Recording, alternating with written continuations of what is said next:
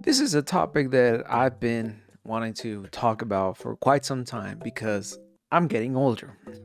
I'm in my 30s now, and I keep having these sort of existential crises, so to speak, of me getting older and just a lot of the world changing around me. And it's not the same world that I was brought up in, and it's not the same environment that, I kind of grew accustomed to. And a big part of it is gaming. Gaming has changed so much over the years, and it's become sort of a disposable form of entertainment nowadays. People move on very quickly from games. There's no longevity, there's no staying power in a lot of the games. I mean, the games that stick around the longest are either like extremely successful games or, industry shifting games like, for example, Breath of the Wild, Elden Ring. Those are kind of like the two top examples that I can think of that, stuck the landing and have been in constant conversations and talks. And others are essentially live service games like Fortnite, Call of Duty, those sort of things. Back in the day, back in my day, back in the 90s and early 2000s, games used to stick around for quite some time because it was a sort of new thing. And a lot of developers didn't necessarily have everything fleshed out in terms of game design. So things kind of just were released and they would be the talk of the playground for a year. Whole school years would be dedicated to Pokemon games. Whole school years would be dedicated to Super Mario 64. Like it was very hard for us to get to stop talking about a game once it's released. Also, games are sort of like more accessible nowadays, and they are a little cheaper in a way, in a sense, to acquire, not to develop obviously, but to acquire. So that also kind of adds to that cycle of rinse and repeat. Game gets announced, game gets published, game gets played, people stop talking about it after a month or two after it's been released. But that kind of brought me to, think about the games that I grew up with and games that also made a huge mark in my life and games that I just wish I could play for the very first time again with no knowledge of it, no experience, no expectations, just a fresh mind, fresh slate, and having no experiences with said game. These are my top 5 games I wish I could have played for the first time again. Number 1, I have Super Mario World for the SNES. Why this game? Specifically because it is the one of the first memories that I have for gaming. This game was on the console that I first owned, the Super Nintendo. I grew up in Mexico, and having video games, a console for you at your home it was a luxury. Obviously, it was still a luxury here in America as well, but it was a different country and games were expensive. But the day that I convinced my parents to get me an SNES was the happiest day of my life. Finally had something I could play at home without having to go to a friend's house, without having to go to my cousin's house.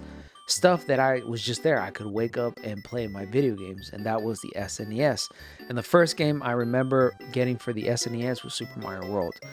That just sparked my love for gaming. Obviously, before that, I had already played games like, Pokemon, Tetris on the original Game Boy, that sort of stuff. But getting to experience a game with so much charisma, so much personality, and in essence, one of the best platforming games to ever exist, that kind of set me up to expect the best of the best when it came to platforming games. Super Mario World is just an experience within itself. The music, the level design, the new technology and the new design ideas that they implemented for Super Mario World were just incredible. It's just out of this world. And it truly marked the start of my life as a lifelong gamer because I'm never going to stop playing video games.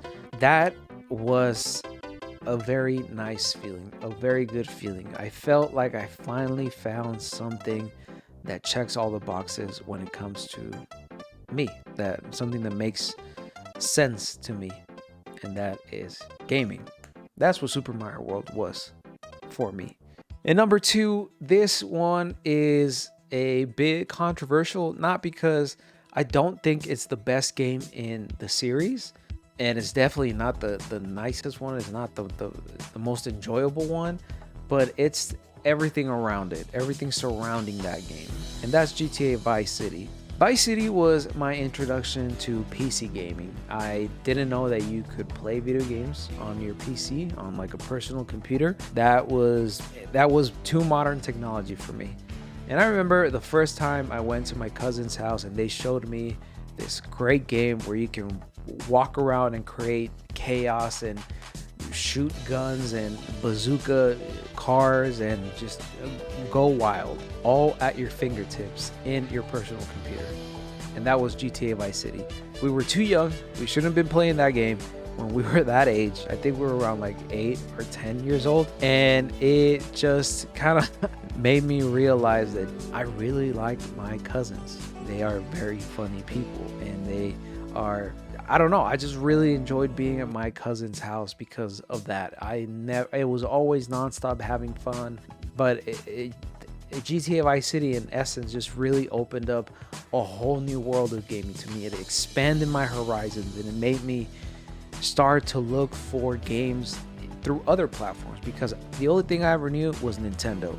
I didn't know about no PlayStation. I didn't know about no Xbox.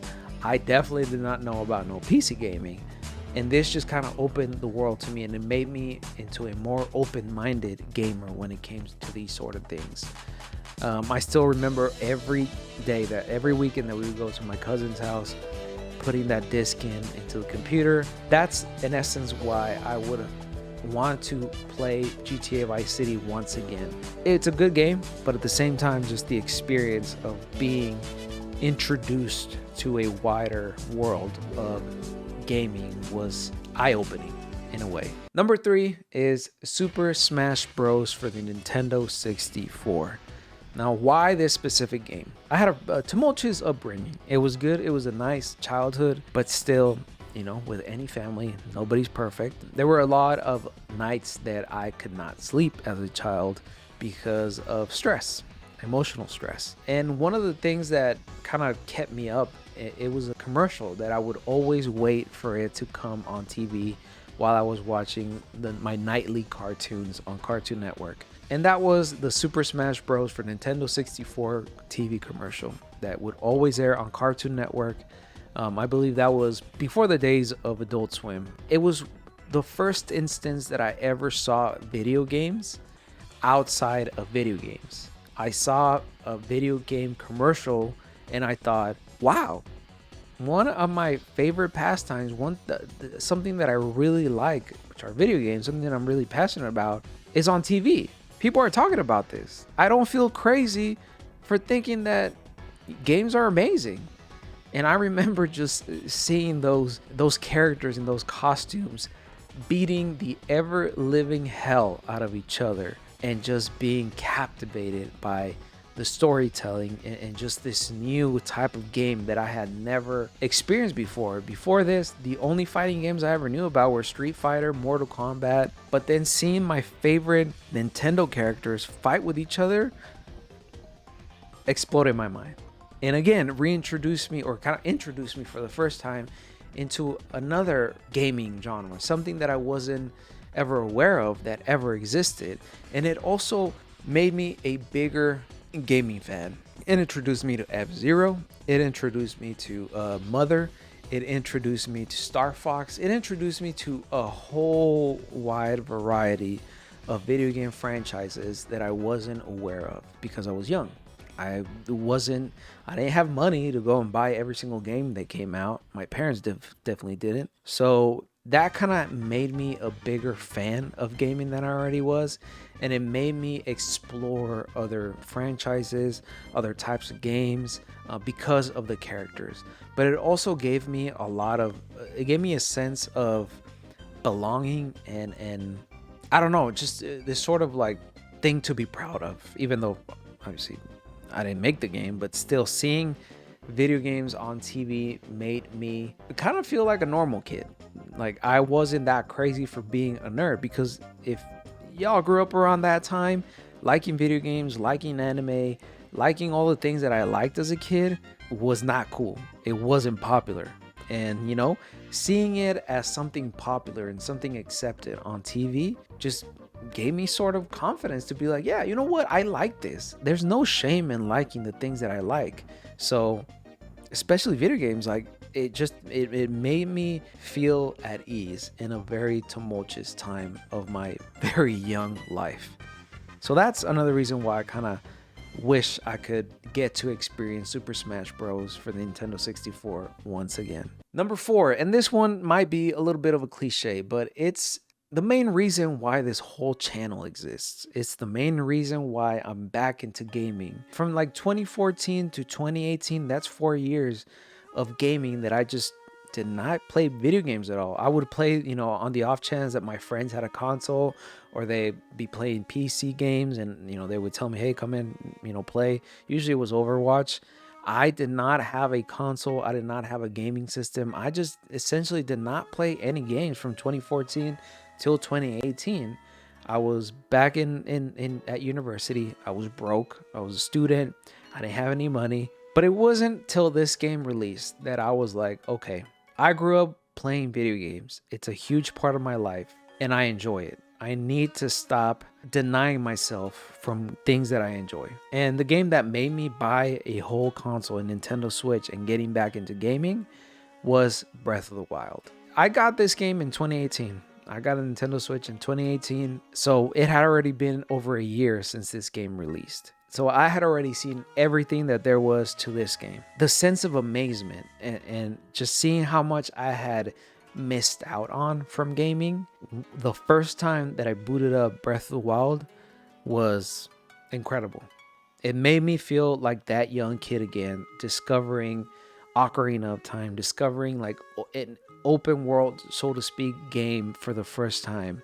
Super Mario 64, like a sandbox type of game. It just filled me with so much childlike wonder and like this excitement to discover that I had not felt for, I want to say, like at least 10 years. Breath of the Wild did that for me, and it's a game that I will always hold very dear to my heart, not just because The Legend of Zelda is my favorite video game franchise of all time, but because it brought me back to a time where I was truly happy as a child. It brought me back to, feeling excited about what I liked in my life. Video games, that's one of my favorite things in the whole wide world. One of my passions. So I truly wish I could play Breath of the Wild for the first time to get back to that mentality and that point of view and that life, what I felt for the very first time getting back into gaming. Breath of the Wild did that for me, and I'm sure it did it for a lot of people. Sense of wonder, sense of discovery, and just feeling like a kid again. It's indescribable. And last but not least, my 5th game that I wish I could play for the very first time again is another Legend of Zelda game, and that is Majora's Mask. Now, I'm not going to sit here and say that Majora's Mask is the best game of all time. In my opinion, it is. Objectively, it's not. The reason why I want to play this game again for the very first time, I wish I could, was because it taught me that the feelings I was feeling as a kid were justified, and I wasn't crazy for feeling that way. Majora's Mask, infamously, is a very dark game. It's a game that deals with a lot of very serious subjects: death, regret, anxiety, heartbreak, a myriad of very deep and rather serious subjects for a child to experience. People that do video game videos have said that Majora's Mask is a metaphor of a game for the different stages of grief. And I sort of do agree. As I already said, I had a rather tumultuous upbringing, and when I was a teenager, I did experience I experienced some issues, some mental health issues, and for the longest time, those feelings always made me feel like I wasn't worthy of anything good in my life. But playing Majora's Mask and seeing the stories within that game and understanding that I'm not alone in these sort of feelings and in dealing with these struggles throughout life made me feel like, once again, a sense of belonging. And I have Majora's Mask to thank that for. It made me realize that it's okay to have these feelings. It's okay to be depressed sometimes. It's okay to be anxious sometimes. It's okay to not really feel happy. Because for the longest time, I always thought that not feeling happy was not okay. And there was something deeply, deeply wrong with me. But the themes that Majora's Mask dealt with Skull Kid, the family interactions between the fairies, really made me also realize that no family is perfect and no relationship is perfect. And it also made me just rather accept that it's okay to start over. It's okay to fail. It's okay to not be perfect as long as you keep trying. And that's what Majora's Mask really did teach me. So it's another game that I truly wish I could play for the very first time, because sometimes I forget, even at my big ass age, I forget that it's okay to not be okay. So yeah, I know this was a little bit of a serious way to end the video on my list, but these are the top 5 games that I wish I could play for the very first time. Me personally, this isn't a list of these are the top 5 best games of all time. No, I will never put Vice City in that list at all. I don't think I'd even put Smash Brothers 64 in that list, because that game is janky as hell. But these are the top 5 games that I wish I could play for the very first time, myself personally, because of what they mean to me. But folks, you let me know down in the comments below, what are your top 5 games that you wish you could play for the very first time again, and why. I always love hearing people's experiences with games, not so much their opinions on the games, but like games that they hold very deeply and close to them, and the reasons behind them. Because we tend to forget, like I said, video games are treated very disposably nowadays, when in essence, they are works of art. They're someone's labor of love. There's a lot of thought put behind a lot of video games. Nowadays, there's obviously others that are not, but for the most part, the games that are very good and that really click with people are games that are very well thought out, that tell a story, and that in essence are works of art. And we tend to forget that because of everything surrounding any sort of industry. Just our world in general treats everything and gives everything, it tries to give everything a monetary value or some worth. If it's not making any money, it's not making any sense. That is one of the phrases that I hate the most, because not everything needs to have monetary value or worth for it to be worthwhile, for it to be important. And we tend to treat video games as just products, when in essence, they are another form of art. Just like movies are, just like TV is, just like music is. These are works of art, and they should be treated that way. So yes, that's why I like video games. They're stories that I hold dearly to my heart in a lot of cases. But you let me know down in the comments below, what are your top 5 games you wish you could play or experience for the very first time once again. Folks, I've been True Fernie. If you like this video, go ahead and give it a thumbs up and subscribe. If you didn't like this video, go ahead and give it a thumbs down, because believe it or not, every single bit helps. Links to my socials are down below. Please make sure to follow me on Blue Sky, where I spend most of my waking hours. Talk about gaming, talk about basketball, talk about anime, talk about anything and everything that might interest you as my viewer. But folks, please take care of one another, but most importantly, take care of yourself and those video games you hold very, very close to your heart. Like for me, this one. It got me through a lot, this game. Peace.